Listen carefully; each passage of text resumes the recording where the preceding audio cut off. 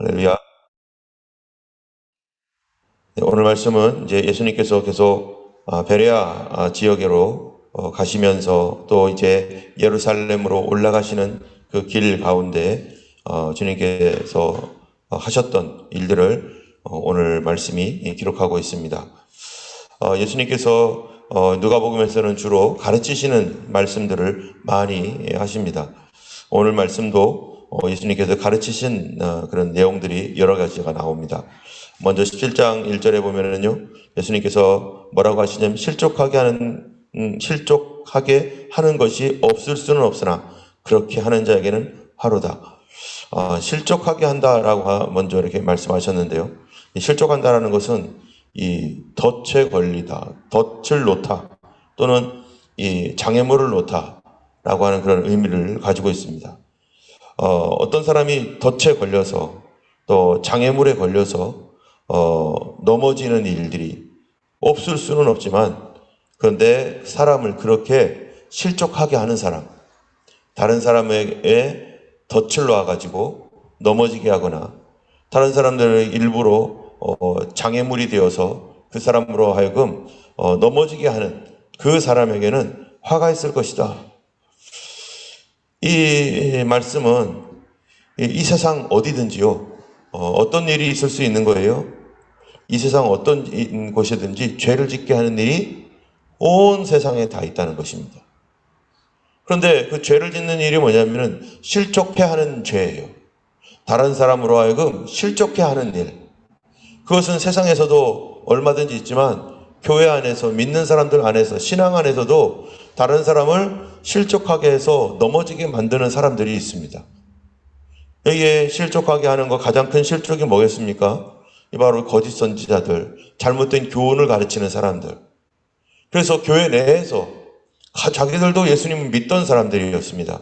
그런데 잘못된 가르침으로 바로 성도들이 바른 믿음에서 떠나서 이제 넘어지게 되어 이단이 되게 되고, 그래서 예수 그리스도와는 상관없는 다른 사람들의 생명마저 빼앗아 버리는, 영원한 생명을 빼앗는 도둑 강도가 되어버리는 것이죠. 여러분, 이 땅에 있는 강도나 도둑은 사람의 목숨과 재산을 빼앗지만, 그러나 이단, 하나님의 말씀을 왜곡시켜서 복음을 왜곡시키는 그런 이단들이나 또는 타종교, 하나님 아닌 다른 것, 예수 그리스도 이외에 다른 것들을 섬기게 만들고 다른 가르침으로 만들어버리는 그런 타종교들, 불교라든지 이슬람 더 그렇죠. 이러한 종교들이 얼마나 성경 말씀을 왜곡시켜가지고 하나님 아닌 것을 하나님이라고 말하고 있고, 여러분 특별히 이슬람에서는 뭐라고 말합니까? 안 믿는 사람들도 그렇게 얘기를 해요. 우리 하나님과 이슬람의 하나님이 같다는 거예요. 심지어 신학자들이 그렇게 얘기를 해요. 어떻게 그 신과 이 신이 같습니까? 우리 하나님과 어떻게 이슬람이 믿는 신이 같단 말입니까? 우리 하나님과 이슬람이 믿는 신의 가장 큰 차이점은 뭡니까? 삼위일체예요. 이슬람 삼위일체 아닙니다. 이슬람은 그냥 자기들이 믿는 그 달신이었어요. 달신. 여러분, 이슬람이 가지고 있는 그러한 그 모양이 그 초승달이잖아요. 그게 어디서부터 왔습니까? 그게 바벨론에서부터 있었고 메소포타미아에서도 있었고, 그 스피릿이 계속 타고 내려오면서 결국 이슬람에 와서 그것이 이슬람으로 계속 지금도 내려오고 있죠. 거기서 말하고 있는 하나님을 빙자해서 말하고 있는 하나님이 절대 삼위일체 하나님이 아닙니다. 삼위일체 하나님이 아닌데 어떻게 우리 하나님입니까? 성부, 성자, 성령으로 역사하시는 하나님이 아닌데. 뿐만 아니라 거기에 아브라함이 나온대요. 아브라함이 어디 나옵니까? 이슬람에? 이브라힘이에요. 이브라힘. 이브라힘과 아브라함 다른 사람입니다. 그거를 왜곡시켜가지고 이브라힘, 아브라함 바꿔놓고 이삭과 야곱, 이삭과 에서 바꿔놓고 절대 같은 신이 아니에요. 그런데 자꾸 구약의 하나님을 이슬람도 거기서 왔으니까 이렇게 됐다라고 하지만 절대 그렇지 않습니다. 다른 것이 너무나 많은데도 불구하고 그거를 종교 통합적인 차원에서 거기나 여기나 우리가 공통적인 것을 하자 이러면서 특별히 교회 안에 있는 그런 자유주의적 신학자들이라든지 또는 종교 통합을 그렇게 해도 괜찮다라고 하는 이런 사람들이 그런 거짓 가르침으로 그 이슬람은 타 종교가 되어버렸기 때문에 기독교의 큰 이단이죠. 그렇게 나갔지만 그거를 교회 안에서 또 거기와 같다라고 말하면서 이 일을 행하는 사람들, 그런 사람들이 바로 다른 사람들을 실족하게 하는 사람들이에요. 이런 사람들은 실족하게 하는 일이 없을 수는 없대요. 일어날 수밖에 없답니다. 다른 사람을 속여서 그 사람으로 넘어지게 만드는 일이 있을 수밖에 없다는 거예요. 왜요? 그게 성경의 약속입니다. 마지막 시대에 어떻게 한다고 합니까? 거짓 선자들이 많이 일어나서 할 수만 있으면 누구도 미혹한다고요? 믿는 자들까지도 미혹할 것이다. 앞으로 마지막 시대에 거짓 선자들이 일어나서 믿는 자들을 미혹할 때 무슨 말로 미혹하겠어요? 종교 통합적인 얘기들을 얼마든지 할 수 있고 또 성경을 왜곡시켜서 지금 대표적인 사람들이 교회 안에서 자유주의 학자들 아니겠어요? 자유주의 학자들도 자유주의가 필요하긴 하지만 그러나 그 안에 복음의 본질을 벗어난 그리하여 인간 철학과 이성으로 말하고 있는 이런 자유주의는요, 이거는 이단입니다. 이러한 가르침을 통해서 교회가 무너지고 성도들의 신앙이 다 무너져서 하나님 없는 기독교, 예수 없는 그러한 그 기독교가 되게 만들어가는 그런 시대 가운데 우리가 살고 있는 것이죠. 때문에 죄를 짓게 하는 일이 없을 수는 없는데 그렇게 하는 사람, 화가 있습니다. 그 사람에게 뭐라고 합니까? 2절에 보면 그가 이 작은 자 중 하나를 실족하게 할진대 차라리 연자맷돌을 그 목에 매어 바다에 던지는 것이 나으니라. 차라리 그 목에다가 이 맷돌을 가지고 바닷속에 빠져서 죽는 게 차라리 낫다. 그 얘기 뒤에는 무슨 얘기가 있어요? 만약 너희 눈이 범죄케 하거든 빼어버리라. 어떻게 한다고요? 왜요? 눈이 없이 차라리 천국 가는 게 낫지 지옥 가는 것보다는 낫다. 손, 발 차라리 잘린 상태로 가는 게 낫지 지옥 가는 것보다 낫다. 뭐가 있다는 거예요? 지옥이 있다는 거예요. 여러분, 이 지옥은 누구를 위해 만들어졌습니까? 지옥 사람 가라고 만드는 게 아니잖아요. 지옥은 바로 마귀와 그 사자들을 예비한 영영한 불못이란 말이죠. 그런데 예수님께서 바로 이 실족하게 하는 사람이 마귀가 받는 형벌을 그대로 받을 것이다는. 여러분, 왜 마귀가 받는 형벌을 사람이 받습니까? 이런 사람들이. 그거는요, 똑같기 때문에 그렇습니다. 사단이 뭐 했습니까? 사람들을 실족하게 만들었어요.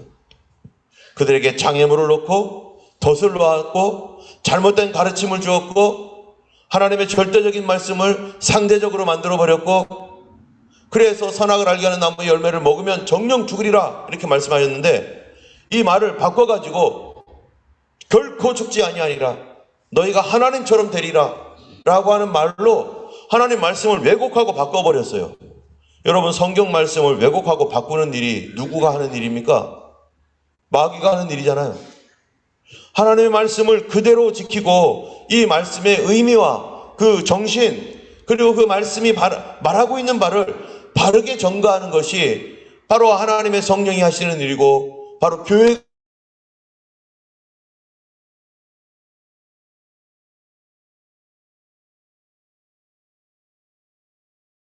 속여서 계속 뒤틀어 버립니다. 해왔고 신학자라고 하고 공부를 많이 했다는 사람들이 하나님의 말씀을 계속 뒤틀어 가지고 나중에는 하나님이 없는 기독교, 예수님이 없는 기독교로 가게 만드는 그런 학자들이 얼마나 많습니까? 그리고 그런 경계선에서 아슬아슬하게 왔다 갔다 하는 그런 사람들을 통해서 많은 성도들이 헷갈리고 지금도 그 말을 따라가고 마지막 시대에 더 많은 그런 일들이 있죠. 주님 오신다라고 거짓말 쳐가지고요. 그래가지고 벌써 몇 번이나 예수님 오신다. 뭡니까? 이 제7일 안식교 또 여호와 증인 다미 선교회 지금도 계속해서 예수님이 언제 오신다라고 그렇게 말하고 절대로 주님께서 그 날과 시는 알지 못한다고 했지만 그 날과 시를 얘기하면서 그렇게 해가지고 사람들을 모아다가 돈을 긁어 모으고 아니면 말고 하고 자기는 도망가고, 순진한 성도들, 정말로 순수하게 예수님 따르겠다고 하는 성도들을 어떻게 만드는 거예요? 무지하니까, 성경을 잘 모르니까 그 사람들을 속여가지고 그렇게 자기 이익을 차리는 그러한 이러한 그 사람들이 마지막 때에 얼마나 많고, 또 괜찮다, 평안하다, 안전하다 하면서 거꾸로 아이 그런 거 없다, 이 세대는 계속해서 갈 거라 하면서 반대적으로 말하는 사람도 얼마나 많고요. 그런데 이런 일을 행하는 사람들, 바로 이 사단이 아담과 하와를 말씀을 속여가지고 그들을 실족하여 넘어지게 했던 것처럼 바로 사람들도 똑같이 한다는 거예요. 그게 사단의 스피릿입니다. 그러므로 그들도 사단이 가는 그러한 그 영원한 멸망의 불꽃 가운데로 들어갈 수밖에 없다라고 말하고 있는 거예요. 동일한 죄이기 때문에. 뿐만 아니라 이 작은 자가 누굽니까? 이 작은 자가요, 여러 사람들을 말할 수 있죠. 연약한 사람 또는 초신자들, 이런 사람들이 교회에 믿기 위해서 교회에 처음 나왔었을 때, 처음 예수를 믿기 위해서 교회를 나왔는데 교회에서 상처를 주는 경우가 얼마나 있습니까? 밥 먹다가 상처받아요. 예배 잘 드리고 밥 먹으러 가서 이 자리가 내 자리니 저 자리로 바꾸라느니, 아니 처음 온 사람에게 여기 앉으려고 하니까 여기는 누가 앉아야 되는데 왜 네가 앉냐는 둥, 뭐 이런 예를 들어서 그런 일들이 얼마나 많습니까? 아무것도 아닌 일 가지고 그거 내 옆에 누가 앉든 그 사람 앉았으면 좀 하나님께서 이분하고 대화하려나 보다 이렇게 해야 되는데 여긴 누구 자리니까 앉지 말아라는 둥. 여러분 이런 일로 만약에 한 사람이 상처를 받아가지고 교회를 떠나게 되거나 예수님이 없는 이제는 다른 곳으로 간다거나 하면 이게 실적 내가 원해서가 아니에요. 우리가 일부러 그런 것도 아니에요. 그런데 내가 배려가 없었기 때문에 어떤 사람이 그 사람의 심정과 마음이 어떤지 내가 이해해 주지 못하고 내가 어떤 말을 하거나 어떤 행동을 한 거, 나는 악의를 가지고 한 것도 아니고 일부러 그렇게 한 것도 아니었는데, 그런데 그런 일로 인해서 배려하지 못한 것 때문에 상처를 받았다면요, 그것 때문에 얼마나 그 영혼이 만약에 실족하여 오랜 동안 방황한다면 그 일에 대하여 누가 책임을 집니까? 우리가 항상, 저도 그렇고 우리들도 그렇고요, 정말 나 때문에, 내가 일부러는 그런 거 아니었지만 혹시 나 때문에 실족한 사람이 있는가? 나 때문에 넘어져 버린 사람이 있는가? 정말로 그런 일들이 없도록 우리가 항상 주의해야 될 것입니다. 스스로 조심하지 않으면 안 돼요. 3절에 그렇게 말하죠. 너희는 스스로 조심하라. 만일 형제가 죄를 범하거든 경고하고 회개하거든 용서하라. 스스로 조심하라는 게 뭡니까? 스스로 조심하라. 이 스스로 조심하라는 얘기는요, 다른 사람이 잘못하는 거는 엄청 잘 보여요. 그렇죠. 저도 이렇게 보면, 이렇게 쭉 돌아보면은 어떤 일들 하면 다른 사람이 잘못하는 건 엄청 잘 보이는데 뭐는 안 보여요? 내가 잘못하는 것은 죽어도 안 보여요. 내가 옳다라고 생각하고 내 입장에서 보고 하니까. 다른 사람이 나를 보면 분명히 잘못하고 있는 건데 나는 그게 안 보이는 거죠. 때문에 여기서 스스로 조심하라 라고 하시는 말씀이 뭡니까? 다른 사람이 잘못하는 것만 보지 말고 누구를 좀 보라는 거예요. 나를 볼 수 있도록 해보라고. 그게 자기 객관화잖아요. 자기 객관화. 얼만큼 내가 나 자신을 한 발자국 떨어져서 볼 수 있는가에 따라서 그게 인격적인 사람이죠. 그런데 나 자신에서 한 발짝 떨어지지 못하고 내 자신 안에 들어가서 모든 것을 내 중심으로 볼 때 그게 누굽니까? 그게 어린아이들이 하는 거 아니겠어요? 어린아이들은 항상 이것도 내 거, 저것도 내 거, 잘못됐다는 것을 전혀 생각하지도 않아요. 당연한 것으로 여기고 울고 빼앗고 내 거라고 하고 막 그냥 이 바닥에 막 뒹굴고. 왜 그렇습니까? 자기 자신을 떨어져서 엄마가 이렇게 하면 얼마나 힘들까? 그런 거를 전혀 생각할 수가 없어요. 그냥 나 생각만 하는 거예요. 그러니까 이 아이들이 만약에 엄마가 힘들고 아빠가 내가 이렇게 할 때 힘든다는 걸 아는 사람이라면요, 이건 어린애가 아니에요. 신앙적으로 나 개인적인 것에만 치중을 해가지고 내 중심으로 모든 것을 이렇게 만들어 달라고 하고 그거 아니면 안 된다고 이렇게 우기고 있는 그것, 우리에게 하나님께서 스스로 조심하라. 이제 한 발자국 뒤로 떨어져서 너 자신 좀 봐라. 너가 어떤 일을 하고 있는지 한번 봐봐라. 너가 했던 말들과 행동과 이런 것들이 다른 사람들에게 얼마나 어려움을 주고 있는지, 나는 내 마음으로 했던 거지만 그러나 그게 뭔지를 보라고, 스스로 좀 보라고 하는 것이 바로 스스로 조심하라. 뿐만 아니라 그럴 때 우리가 어떤 마음을 가져야 된다는 겁니까? 내 형제가 죄를 범하거든 경고하고 회개하거든 용서하라. 만일 하루에 7번이라도 내게 죄를 짓고 7번 내게 돌아와 내가 회개하노라 하거든 너는 용서하라 하시더라. 이 1절부터 4절까지의 말씀이요, 믿음의 공동체에서 이 성도들 간에 가져야 할 덕목입니다. 그것이 뭡니까? 바로 실족하지 않도록 최대한 주의하고, 두 번째로는 회개하고 서로 용서하는 삶을 살라고 주님께서 말씀하고 있는 것이죠. 이제 5절부터 10절까지는요, 진실한 믿음에 관한 교훈입니다. 뭐가 진실한 믿음인가? 5절에 사도들이 주께 말합니다. 주님, 우리에게 믿음을 더해 주세요. 여러분, 왜 이렇게 믿음을 더해달라고 하는 거죠? 한번 생각해 보세요. 어떤 사람이 70번에 7번까지 잘못했다라고 하고 돌아오면 내가 계속 용서할 수 있는가? 나는 몇 번까지 용서할 수 있는가? 7번만 해도요, 이건 성자예요, 성자. 예. 저는 그런 적이 없던 거예요. 7번까지도 용서했나 모르겠어요. 70번에 7번까지 용서하라고 했는데요, 이거는 우리가 도저히 주님 어떻게 내가 이렇게 할 수 있을까요? 사람의 힘으로 할 수 있겠습니까? 하나님의 은혜를 받지 않으면 이게 정말로 어렵습니다. 그러니까 사도들이 주께 여쭤오되 뭐 하라고요? 주여, 우리에게 믿음을 더하소서. 우리는 이렇게 하려면 이 믿음이 없습니다. 우리가 그럴 만한 믿음이 없습니다. 여러분, 믿음의 가장 높은 단계의 믿음이 뭡니까? 믿음이라고 하는 단계에서 가장 높은 단계의 믿음을 뭐라고 하죠? 그거를 사랑이라고 합니다. 사랑이 믿음이에요.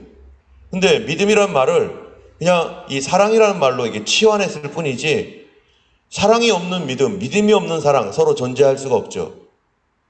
그런데 우리가 이 가장 높은 단계에 있는 이 믿음인 이 사랑을 감당할 수가 있는가? 주님 앞에 믿음을 더 달라고, 주님 감당할 믿음을 달라고. 우리가 늘 기도하는 게 예전에 불렀던 찬양이 그런 거잖아요. 내가 먼저 손 내밀지 못하고 내가 먼저 용서하지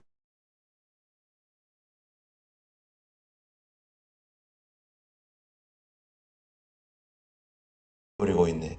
오 간교한 나의 마음이요, 내 입은 사랑을 말하면서 왜 나의 마음은 화해를 말하면서.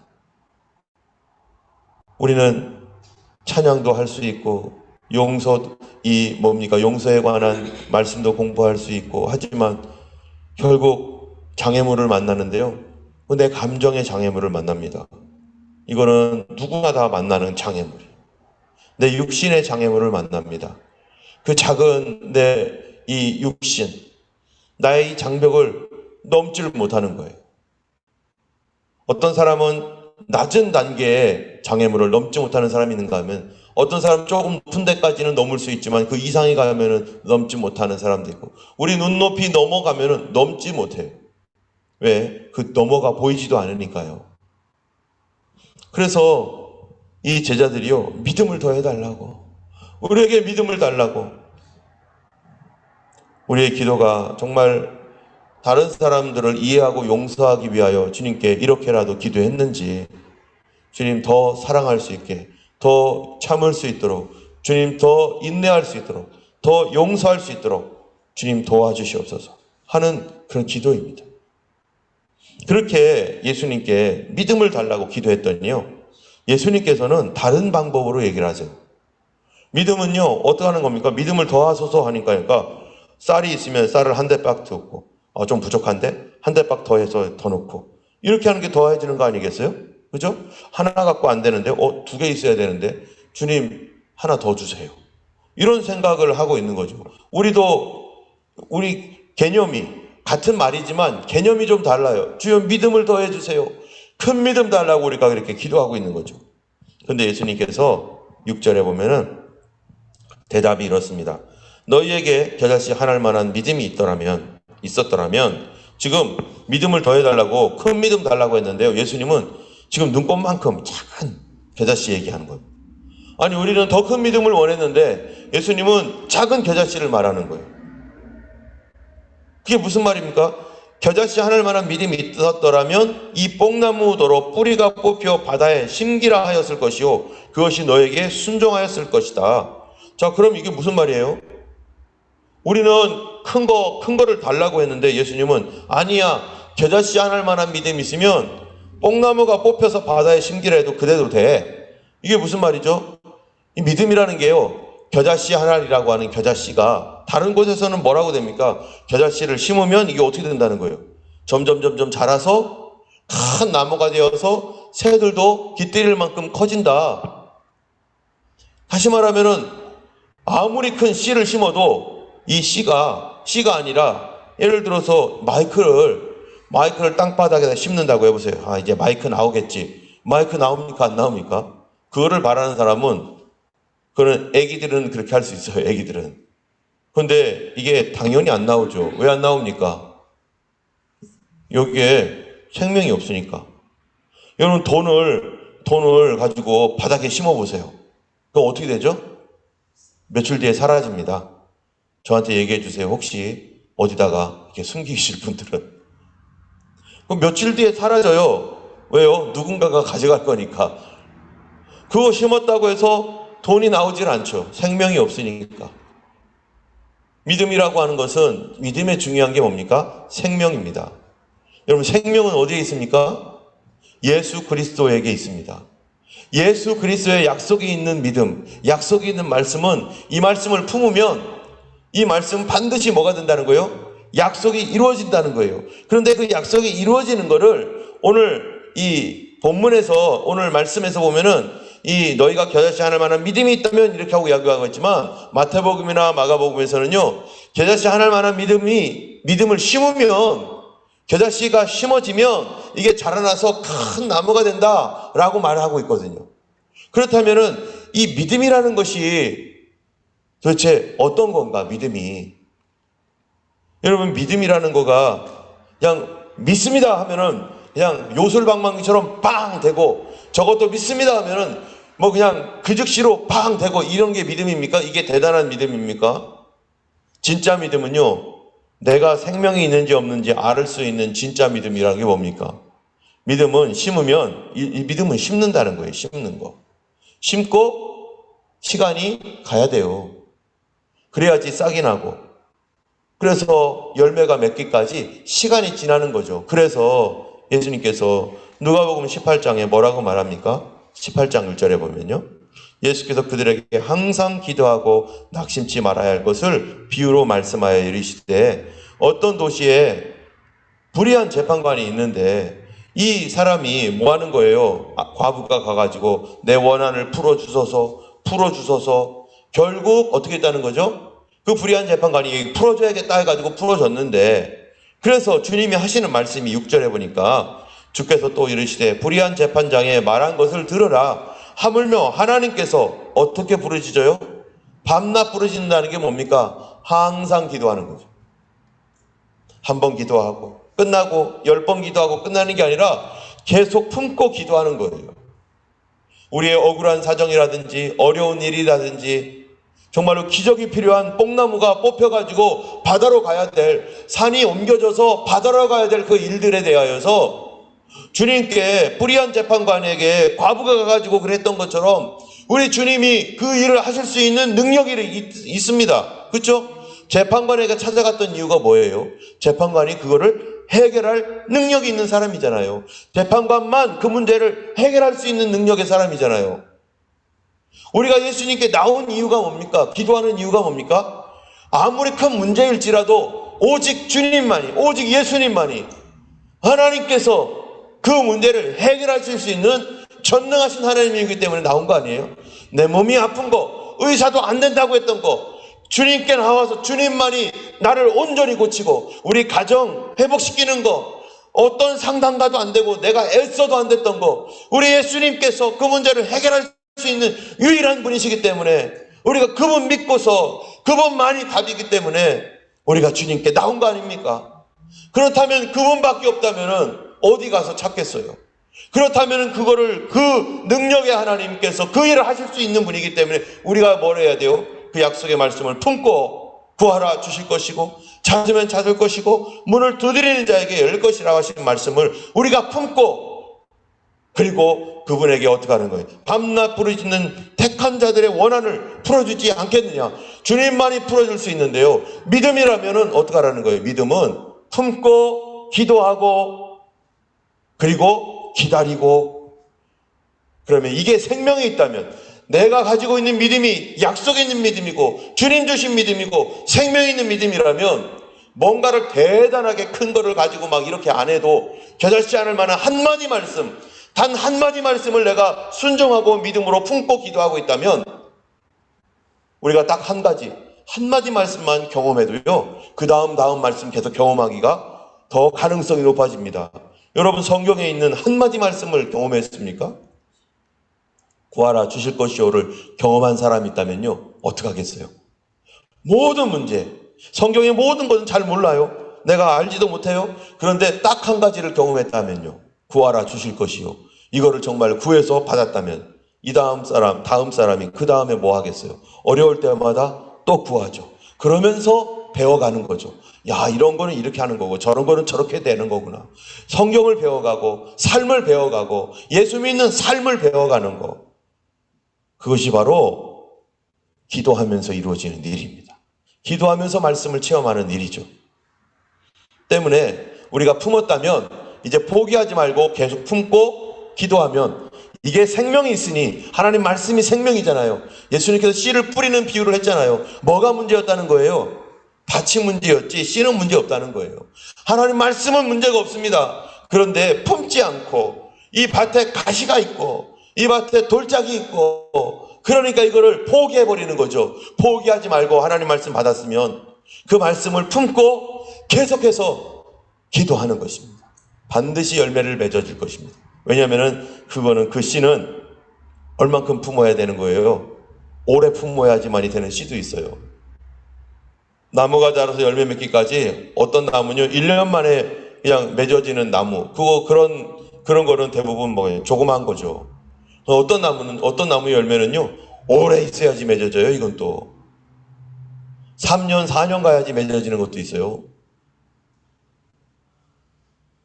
영적인 일도 하나님께서 우리에게 이 생명의 씨앗의 말씀을 주셨으니 우리가 품고 기도할 때 반드시 어떤 추운 때도 더울 때도 힘들 때도 이 말씀 포기하지 말고 밤낮 부르짖는 자의 그 택하신 자들의 원한을 풀어주지 않겠느냐, 그들에게 오래 참으시겠느냐. 8절에 보면요, 내가 너에게 이르노니 속히 그 원한을 풀어주시리라. 그러나 인자가 올 때 세상에서 믿음을 보겠느냐, 생명 있는 씨앗을 보겠느냐, 생명 품고 기도하는 사람 보겠느냐. 마지막 때는요 뭐 안 하는 때예요?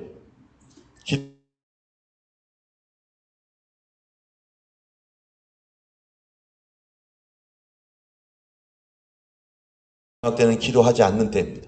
내가 정말로 그들의 그러한 이 풍조에 쫓아가지 말고 하나님 말씀 품고, 여러분이 아마 기도하면서 오랫도록 품고 기도하는 바 있을 것입니다.